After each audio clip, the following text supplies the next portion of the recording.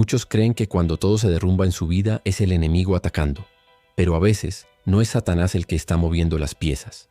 Es Dios. Sí, Dios mismo, porque antes de usar a un hombre, Él primero lo quiebra. No lo ignores. Puede que este sea el proceso que estás viviendo ahora. Todos quieren ser usados por Dios, pero pocos están dispuestos a ser transformados por Él. Pedimos ser llenos de su poder, pero huimos del fuego que purifica. Sin embargo, toda persona que Dios levantó fue antes quebrantada. Moisés tuvo que huir del palacio y enfrentarse a su pasado en el desierto. José fue vendido, acusado y encarcelado antes de gobernar. David fue ungido rey, pero antes de sentarse en el trono tuvo que aprender a llorar en cuevas. No fue casualidad, fue propósito. Cuando Dios quiere usar a alguien, lo doblega, lo forma y lo enseña a depender solo de Él. Y si hoy sientes que todo a tu alrededor se está cayendo, que tus fuerzas se agotan y tus planes ya no funcionan, puede que no estés siendo destruido, sino moldeado.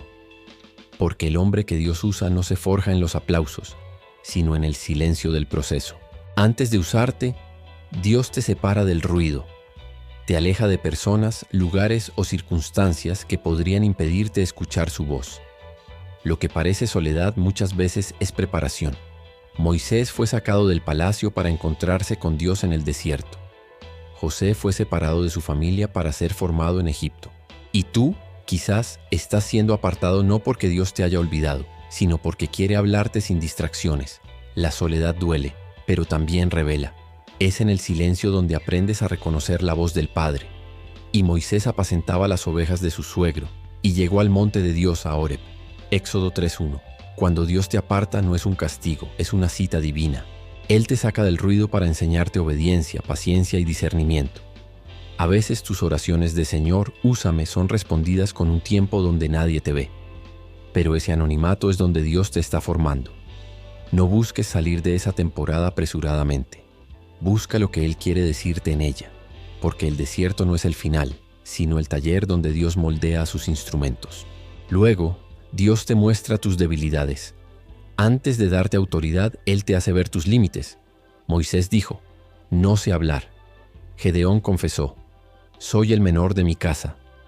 Pedro clamó, apártate de mí, Señor, porque soy pecador. Así obra Dios porque no puede usar a quien confía en su propia fuerza. Él permite que tus habilidades se sientan insuficientes para que entiendas que su poder se perfecciona en la debilidad. 2 Corintios 12:9 dice, bástate mi gracia, porque mi poder se perfecciona en la debilidad. Cuando reconoces que no puedes, ahí empieza el milagro, porque le das espacio a Dios para que obre a través de ti. Muchos quieren servir con sus talentos, pero Dios usa a los que sirven con su corazón rendido. Él no busca tu perfección, sino tu entrega. La debilidad que tanto rechazas podría ser el canal por donde su gloria se manifieste. Por eso, no ocultes tus heridas ni tus fallos, entrégalos. Dios no te pide que seas fuerte, te pide que dependas de Él. Y cuando lo haces, descubres que lo que antes te hacía tropezar, ahora te impulsa, porque el quebranto en manos de Dios se convierte en poder transformador. Después, Dios permite el quebrantamiento. Ningún hombre que Él ha usado fue formado en la comodidad. José fue traicionado por sus hermanos, vendido como esclavo y encarcelado injustamente.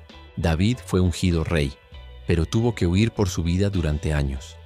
Job perdió todo lo que amaba, y aún así declaró, Jehová dio, Jehová quitó, sea el nombre de Jehová bendito. Dios no quebranta para destruir, sino para purificar. Salmo 51:17 dice, el sacrificio agradable a Dios es el espíritu quebrantado.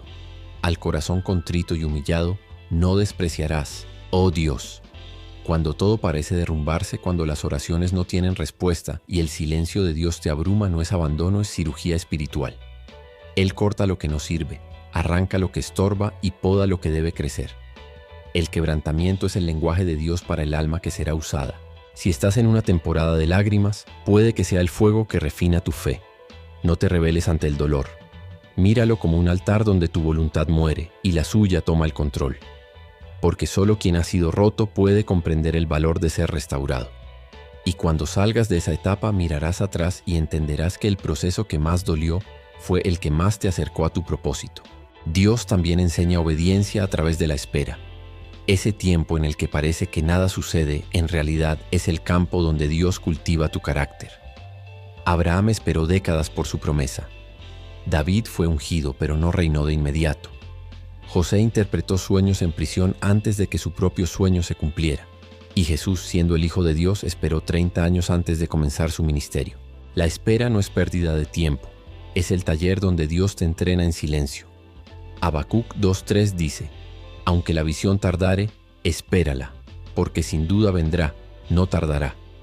En la espera aprendes a confiar sin ver, a creer sin sentir y a obedecer sin entender. Es ahí donde se revela si buscas a Dios por conveniencia o por amor.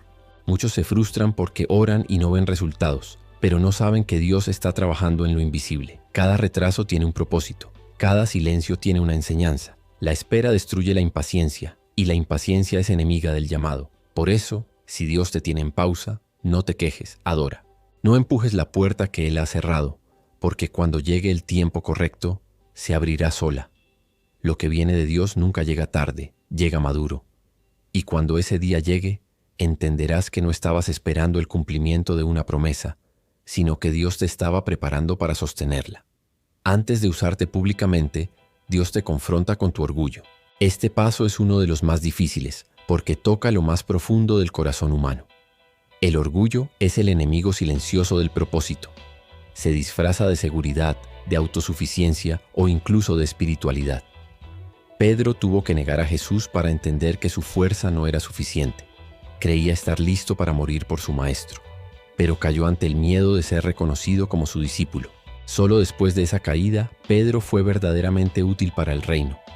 Santiago 4:6 lo dice con claridad: Dios resiste a los soberbios y da gracia a los humildes. Dios no puede confiar grandes cosas a quien busca su propia gloria, porque el orgullo convierte el llamado en idolatría. Por eso, cuando Dios quiere usarte, primero te confronta contigo mismo. Te muestra tus intenciones, tus motivaciones, tus áreas ocultas, no para humillarte, sino para liberarte. La confrontación divina es una muestra de amor, no de rechazo. Porque mientras tú te ves fracasado, Dios te está limpiando. La humildad abre puertas que el talento nunca podrá abrir. Y cuando finalmente reconoces que todo lo que eres depende de Él, entonces Dios puede derramar su gracia sin que el orgullo la contamine. Examina tu corazón. Pregúntate: ¿busco servir para ser visto o para que Cristo sea visto en mí? Cuando la respuesta sea para que Él sea glorificado, habrás pasado una de las pruebas más grandes del proceso. Cuando el proceso termina, Dios te da una nueva identidad. No eres el mismo que comenzó.